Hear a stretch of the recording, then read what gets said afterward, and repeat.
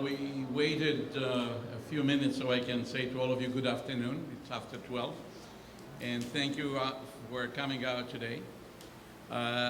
This ceremony today marks the start of construction of several access points between the existing Grand Central Terminal that you all know so well and the new lower level concourse that will provide access to Long Island Railroad trains for 162,000 daily commuters when it opens for service in 2022.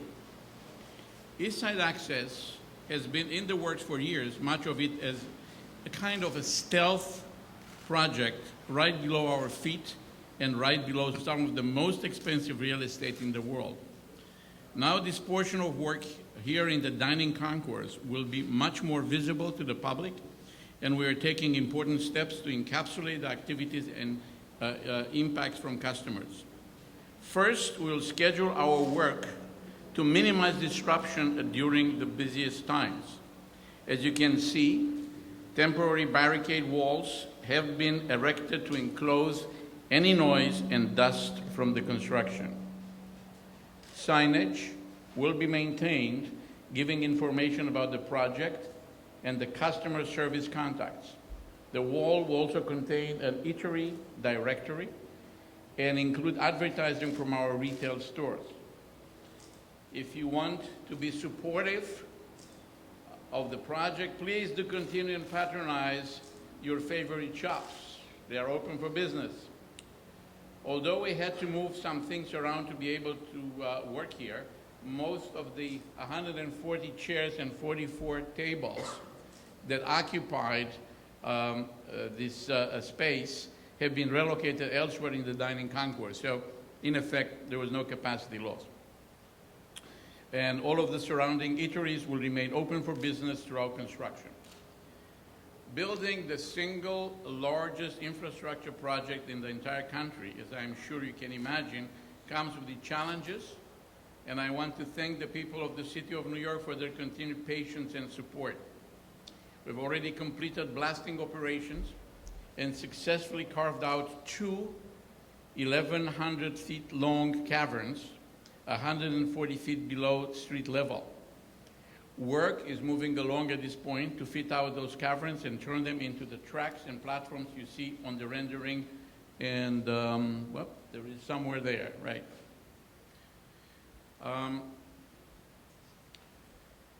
The modern column, the platforms, the station will be modern and it will be columnless. And if you visited the new 7-line station at 34th Street, it kind of will look like that as well. It will be open and very airy and will not have any columns. We have also completed about 9 miles of tunnels between Grand Central and Sunnyside, Queens, which have been mined under some extremely challenging geotechnical conditions.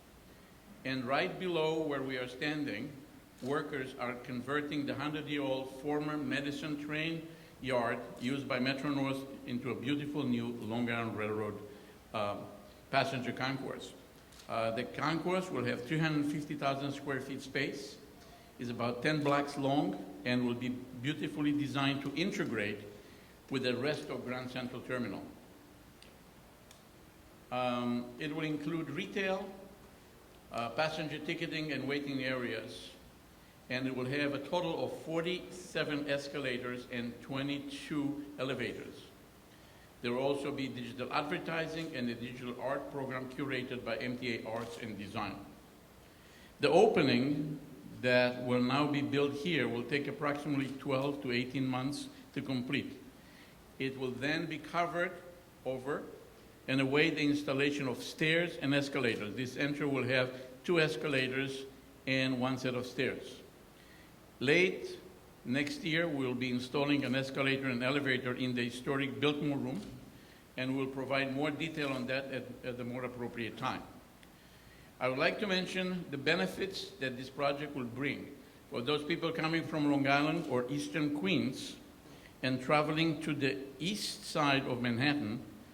Your travel time will be significantly reduced by as much as 40 minutes a day. And this will benefit over 160,000 customers. East Side Access also supports job growth in the Grand Center area to improve conditions for Penn Station commuters, as well as improve access from East Midtown to JFK Airport. In addition to that, it will also provide the opportunity to bring Metro North into Penn Station. Now I would like to turn it over to you. Yes. Follow the prompts. Follow the prompts. I didn't have a prompt. Anyway, to the President of Metro North, Joe Giulietti. Thank you, Michael. You know, you can tell that, you know, Dr. Horadiciano, and it took me a while to be able to go and say the name correctly. You know, for someone who shares with a name that's very difficult to spell, you know, it's wonderful that we have opportunities like this to come and celebrate what the future is going to be. For me, this is kind of bittersweet because I went through this in the 70s when we talked about, you know, what Grand Central was back then and the amount of work that it needed. And I truly, at that time, felt that, you know, having a new stainless steel terminal would have been the answer for what we were dealing with back then in terms of how this terminal looked. And if you haven't done one of Danny Brucker's tours to go and see what the ceiling looked like and everything else, I lived through that. And I would never have envisioned that we would have had a terminal that looks the way that it is today. I'm truly, I always point out that the people, the first night that I came back here, the people that were out there polishing the brass and cleaning the marble to make this place look the way that it does. And it's the type of terminal that you can take pride in, all right? And people come here. They come here to the tune of 750,000 people coming to see this terminal, and it's a wonderful landmark. So as you go through change, you know, I've reached that point in my own life where you learn to accept change and you look for what the change is able to offer in terms of opportunities. Between 94 and 98, what had become a dowdy, dusty, and somewhat forlorn space in the international destination has become 100 shops and eateries that make it New York City's second most visited site after Times Square. Metro North is also proud to be welcoming the Long Island Railroad, our sister agency. And I say that sincerely from the standpoint that in order for Metro North to be able to grow and expand, and that's the biggest demand we have right now, is for growth and expansion. I've had at least 2 mayors threaten me with lawsuits that if we don't put on more trains, the economic development of their cities is tied to the use of the rail systems that are there. And that's a tremendous opportunity, and it reflects well on the integration of this system and the direct relationship between this system and the growth in this area. We had to give up 15 tracks in the lower level of Grand Central. You heard Michael talking about it. They were known as Madison Yard in order to be able to let this space be occupied and become Grand Central's future Long Island Railroad passenger concourse. And as a shot to Pat, it's in order to let them be part of Grand Central Terminal and have a terminal that reflects well on both sister agencies together. We used to store 8 trains there in a midday period, and in order to make up for the loss of the train storage space, we built a new train yard in High Bridge, right in the High Bridge section of the Bronx. And all that took place behind the scenes. And the construction of entrances through the floor of our lower level beginning today is really the first time that Metro North customers and the general public will notice the enormous changes that are coming as a result of East Side Access. So we welcome our sister agency into our longtime home.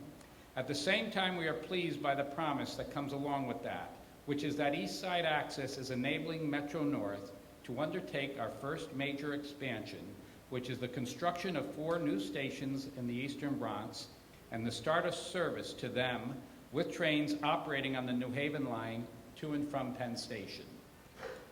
So that means that our Westchester and Connecticut residents will have a direct ride to the west side for the first time, and Eastern Bronx residents will get their first access to the railroad service in generations.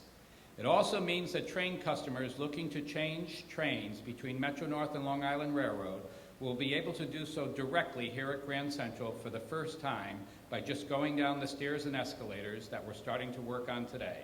And they'll have a chance to do it at Penn Station as well. More connectivity, more opportunities for direct travel, and a restoration of railroad service to the east side of the Bronx. All this is possible because of East Side Access. So as much as this is a ceremony to mark the start of construction of stairways and escalators, it's much more than that. Today's event represents a reaffirmation of the MTA's commitment to improving connectivity throughout the entire region. So I want to say thank you, Michael, for what you're about to do here. And believe me, I say that with mixed emotions. Pat and I have been friends for a good 30 or 40 years, and we enjoy both ribbing each other about what's going on, but we also work together to ensure that everything we're doing makes sense for the future. So Pat, I'd like to welcome you to Grand Central and welcome you to the East Side, and see how you like it over here.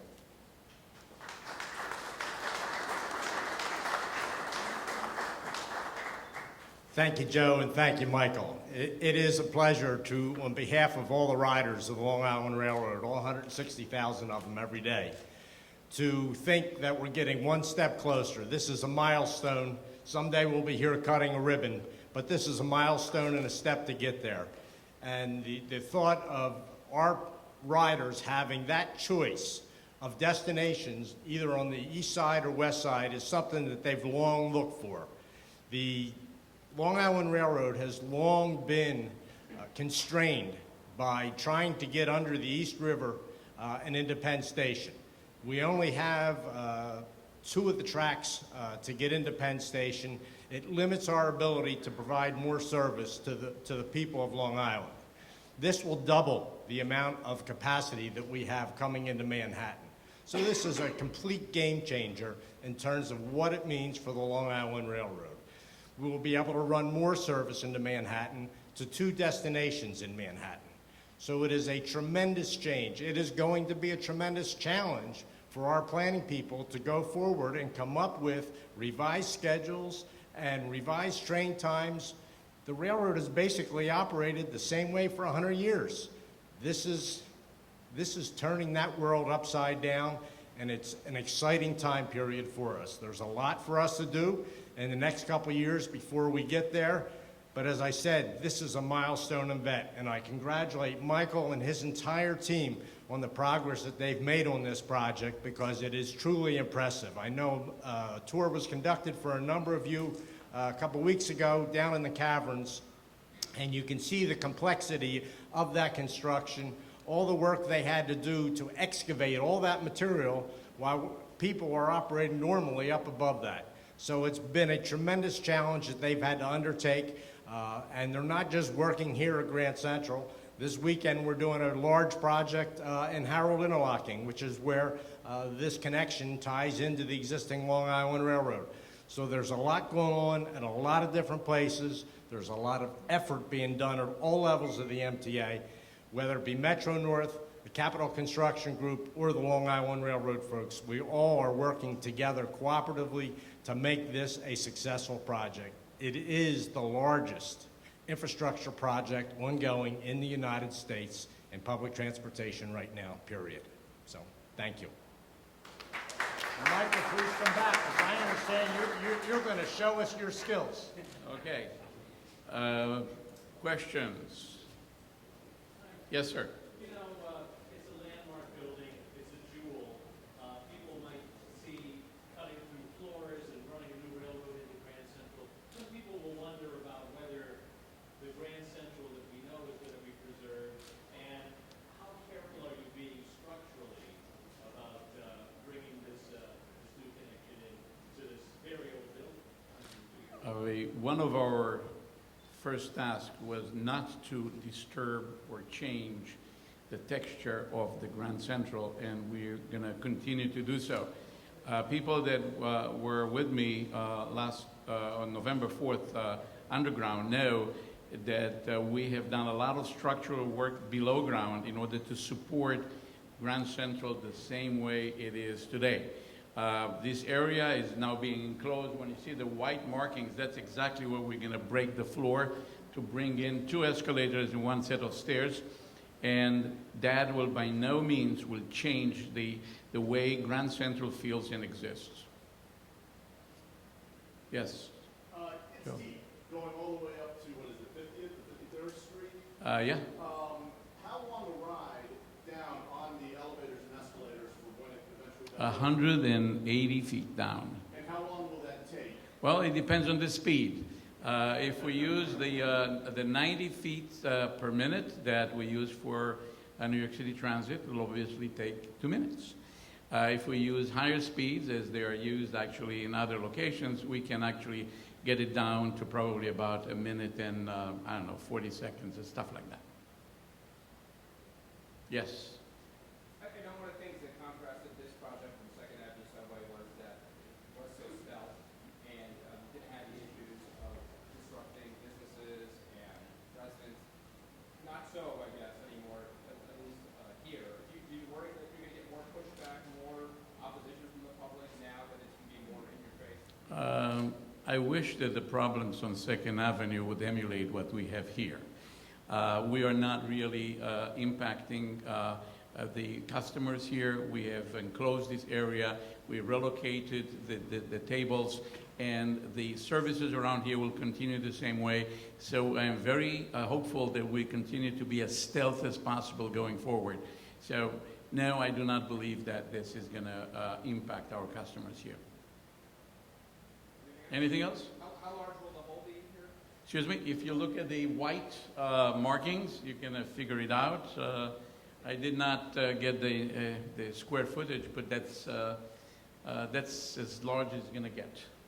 So that's, yes. One last thing, this is largely taking place out of sight, and with the tour that you did, was it last week? November 4th, last one, Wednesday. Are you trying to just get it out there a little bit more for the public to prepare them as to what's to come, since so much of it has been done deep underground? Look, we have worked in a stealth way for a long, long time, and I think that the public at large did not know exactly what we are accomplishing. The project is very large. There's a lot of money involved, and we wanted our customers to understand and know that what we're spending, there is some results coming with it, and that's why we wanted to show it to you. We expect to also bring you into Harold, that means into Queens, to see what we do there. And we'll repeat this thing in probably a year and a half or so again, so you can see what we have accomplished in the ensuing time. Okay, if there's nothing else, we're now going to have we're going to break the floor here.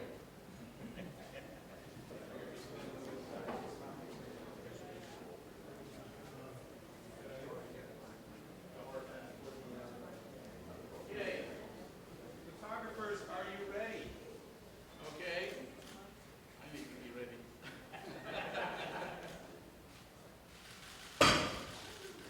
Okay. I think that this is the. I did not do too well, but I hope that others will actually be able to break more than I did. Okay. Okay.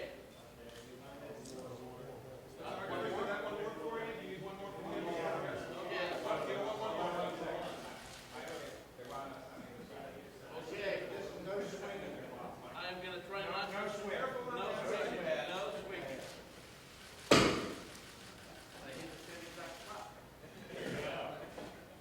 Okay. You guys got it. Everybody good? Okay. Thank you.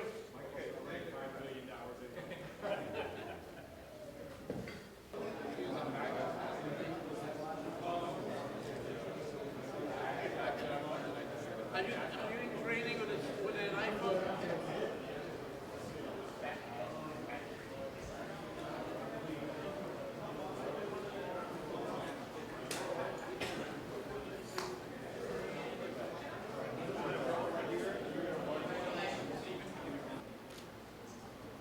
Okay, good. A little happier.